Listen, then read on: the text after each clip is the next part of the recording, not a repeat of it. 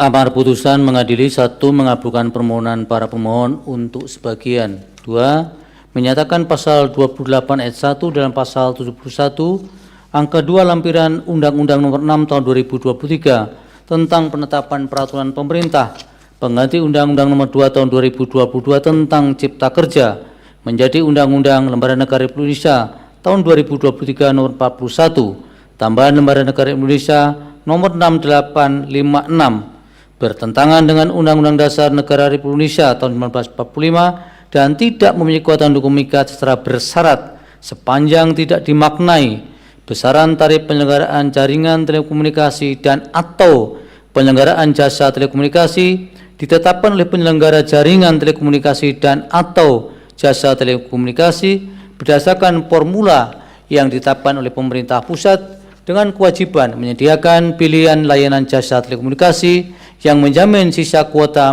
milik pengguna jasa telekomunikasi tetap aktif dan dapat digunakan.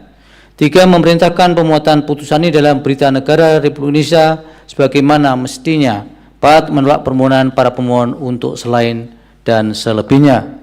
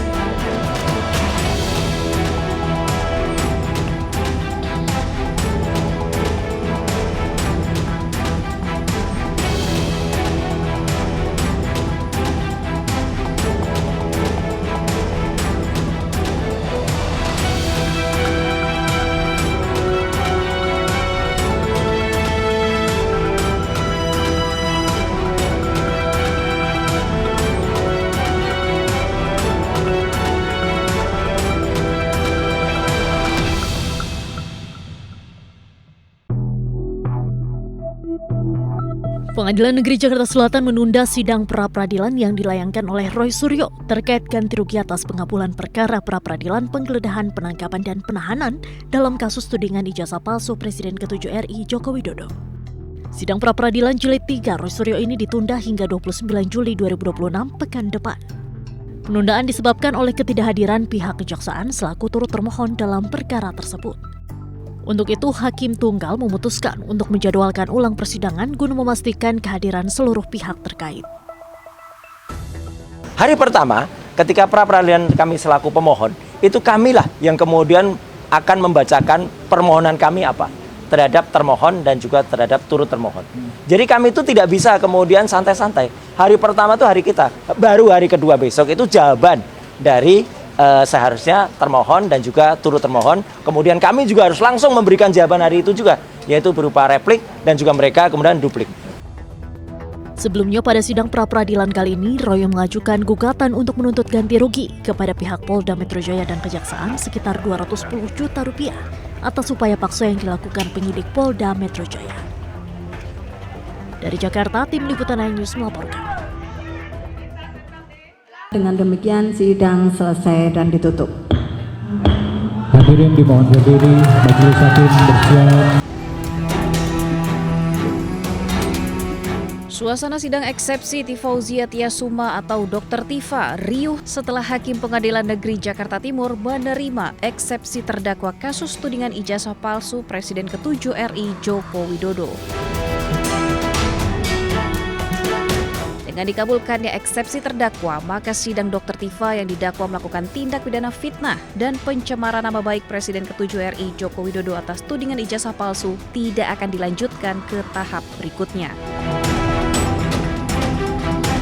Memperhatikan ketentuan pasal 75 ayat 2 huruf B, ayat 3 dan pasal 206 ayat 1 Undang-Undang Nomor 20 Tahun 2025 tentang Kitab Undang-Undang Hukum Acara Pidana serta peraturan perundang-undangan lain yang bersangkutan, mengadili, menyatakan perlawanan dari tim advokat terdakwa tersebut diterima. Menyatakan surat dakwaan penuntut umum nomor register perkara PDM garing datar 133 garing M.1.14 garing EOH.2 garing 06 garing 2026 tanggal 22 Juni 2026 atas nama terdakwa Fauzia Tiasuma batal demi hukum. Memerintahkan pengembalian berkas perkara ini kepada penuntut umum, membebankan biaya perkara kepada negara. Hakim mengembalikan berkas perkara atas nama Dr. Tifa ke Jaksa Penuntut Umum dan membebankan biaya perkara kepada negara. Selanjutnya, Jaksa Penuntut Umum memiliki kesempatan untuk mengajukan perlawanan dengan menyusun ulang dakwaan. Tim Liputan iNews melaporkan.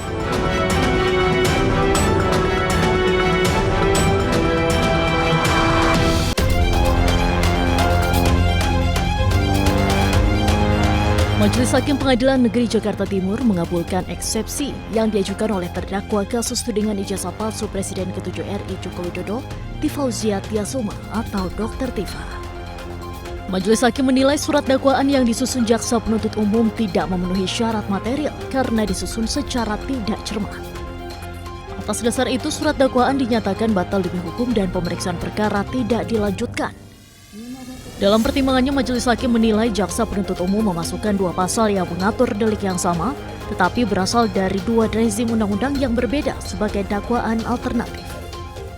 Menimbang bahwa penuntut umum dalam dakwaan alternatif pertama subsidiar dan dakwaan alternatif kedua subsidiar telah menentukan 2 pasal yang mengatur delik sama persis, hanya saja berada dalam 2 rezim undang-undang berbeda yang terhadapnya berlaku azas-azas sebagaimana telah disebutkan di atas, antara lain azas lex meteor, azas lex posterior derogat legi priori. Menimbang bahwa alternatif yang demikian akan menimbulkan ketidakpastian hukum karena seakan menunjukkan bahwa penuntut umum tidak dapat menentukan pilihan pasal mana yang akan ia dakwakan untuk perbuatan yang sama dan karenanya akan dipersidangkan. Menurut Majelis Hakim, penyusunan dakwaan tersebut justru menimbulkan ketidakpastian hukum karena menunjukkan keraguan-raguan Jaksa Penuntut Umum dalam menentukan pasal yang tepat untuk didakwakan atas perbuatan yang sama. Dari Jakarta, Tim Liputan iNews melaporkan. Dengan demikian sidang selesai dan ditutup.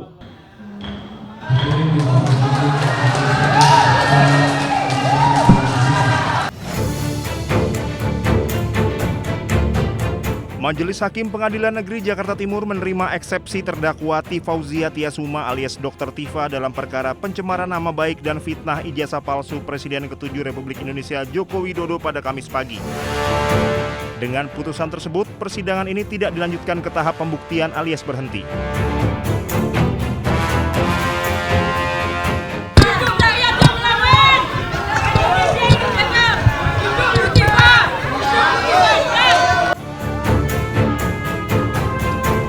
Setelah mendengarkan pengucapan putusan, Dr. Tifa menyatakan putusan ini tidak menyurutkan langkahnya untuk membongkar perkara ijazah Jokowi. Tifa tetap akan berjuang membuktikan hasil penelitiannya mengenai ijazah Jokowi. Tifa menambahkan perjuangan ini merupakan bentuk komitmen dari awal dirinya bersama tim kuasa hukum termasuk Roy Suryo yang juga terseret kasus ijazah Jokowi. Seluruh rakyat Indonesia, percayalah bahwa keputusan dari Majelis Hakim pada hari ini untuk menerima eksepsi kami tidak menyurutkan langkah saya, tidak menyurutkan langkah kami untuk terus memperjuangkan kebenaran, terutama terkait dengan persoalan yang selama ini sudah menjadi beban bagi seluruh bangsa Indonesia terkait dengan otentitas dari ijazah yang selama ini menjadi polemik. Sehingga apa? Sehingga ke depan kita tidak perlu harus menemui persoalan ini lagi pada presiden-presiden maupun pejabat-pejabat berikutnya. Ini yang paling pokok. Dengan batal demi hukum ini, apa yang dimaknai apa? Bahwa perkara ini tidak layak dipersidangkan. Ini bukan perkara pidana. Mau dibuat apapun pasti akan membingungkan kalau dibuat pidana. Bayangkan saja bagaimana kita tidak bingung. Adanya suatu wawancara dengan Aiman Wicaksono yang itu hanya dilakukan dalam bentuk pemusatan atau fokus pada foto, ya, itu dikatakan perbuatan pidana mengubah, merusak. Bagaimana? Ijazah yang otentik. Bagaimana? Sebelumnya, Majelis Hakim Pengadilan Negeri Jakarta Timur menerima eksepsi terdakwa Tifauzia Tiasuma alias Dr. Tifa dalam perkara pencemaran nama baik dan fitnah ijazah palsu Jokowi pada Kamis pagi. Persidangan ijazah ini tidak dilanjutkan ke tahap pembuktian. Majelis Hakim menyatakan berkas perkara Dr. Tifa beserta seluruh barang bukti harus dikembalikan kepada jaksa penuntut umum.